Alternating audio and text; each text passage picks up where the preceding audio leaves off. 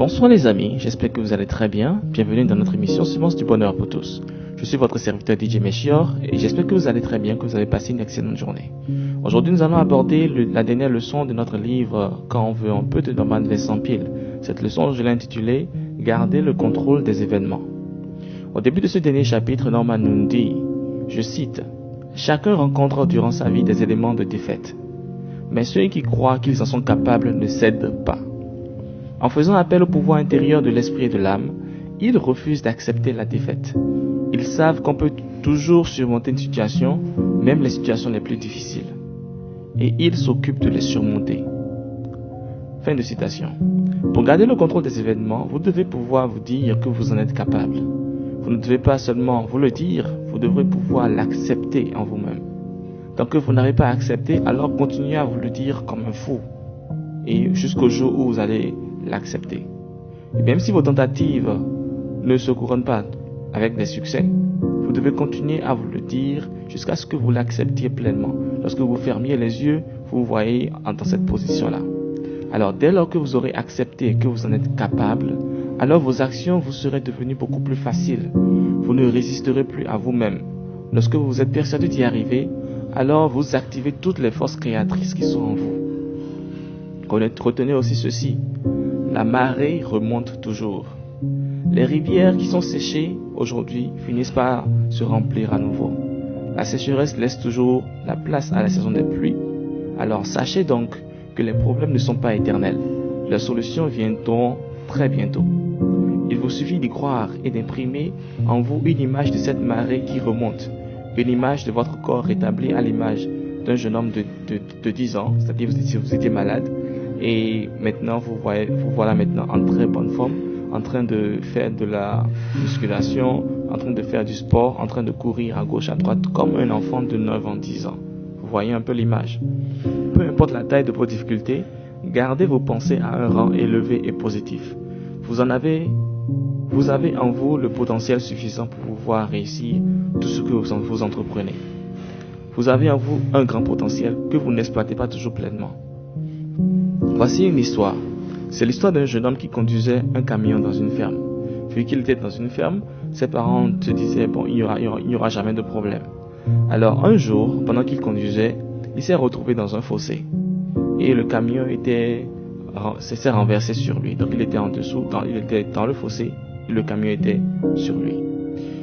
Alors, le papa ayant vu la scène, a couru. Et comme vous direz peut-être comme par magie ou comme par miracle, il a réussi à soulever le camion. Lui qui est un homme de 1m70 et de 70 kg, a soulevé un camion, un tracteur qui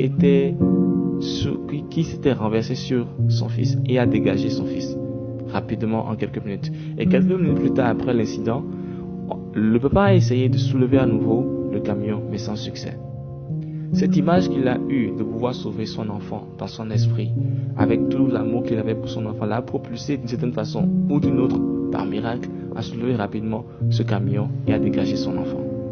À travers ça, vous voyez que le potentiel de l'homme n'est pas pleinement exploité. Notre potentiel est grand. Il faut que nous ayons suffisamment de foi en nous, à la capacité que nous avons à réaliser nos rêves et d'y travailler tous les jours afin de pouvoir atteindre cette vision. Notre potentiel est grand et c'est ce que ce livre-là vient de nous dire. Quand on veut, on peut. Quand on veut, on peut. Peu importe la taille de l'objectif, il est possible de pouvoir atteindre le résultat. Il suffit d'y croire, chercher le moyen, prier Dieu pour pouvoir trouver le moyen et travailler. Travailler et travailler, apprendre des échecs, se relancer, toujours poursuivre le rêve, toujours poursuivre la vision. Il y a un chemin pour y arriver. Vous connaissez déjà le début de ce chemin, c'est là où vous êtes aujourd'hui. Et vous connaissez la fin de ce chemin, c'est ce que vous voyez dans votre esprit, c'est votre vision. Alors maintenant, il faut faire le premier pas, accomplir la première idée qui a le potentiel de vous y conduire. Dans ce dernier chapitre, il est juste question d'un rappel de tout ce qui a déjà été dit. Quand on veut, on peut. C'est ce que vous devez garder, c'est ce que nous devons tous garder. L'image qui est construite dans notre esprit a le potentiel d'être réalisée si nous y croyons fermement. Et lorsque nous y croyons, le chemin commence à s'éclairer au fur et à mesure que nous faisons le premier pas, ensuite le pas suivant, et ainsi de suite, et ainsi de suite. Vous avez une idée pour pouvoir devenir président de la République. Alors si c'est un parti politique que vous voulez commencer, Si c'est l'idée-là qui vous vient à l'esprit, évaluez l'idée et mettez-le en place. Cela vous ouvrira des portes vers d'autres horizons, ainsi de suite, et ainsi de suite. Et progressivement, vous irez vers cette vision-là. Si vous n'avez pas de grande vision, vous n'irez jamais à proximité de cette grande vision-là. Rêvons, osons rêver suffisamment grand. Alors, c'est sur ce que nous allons mettre fin à cette émission du jour. Nous annonçons officiellement que nous avons fini l'étude du livre Quand on fait un peu de Norman Vincent Peale.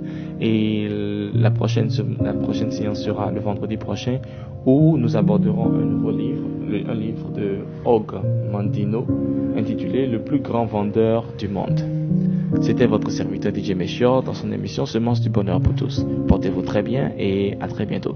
Je vous incite à acheter ces livres que nous étudions pour les lire, pour les avoir avec vous, afin de pouvoir les feuilleter au besoin et de toujours vous inspirer. Cela va toujours vous aider.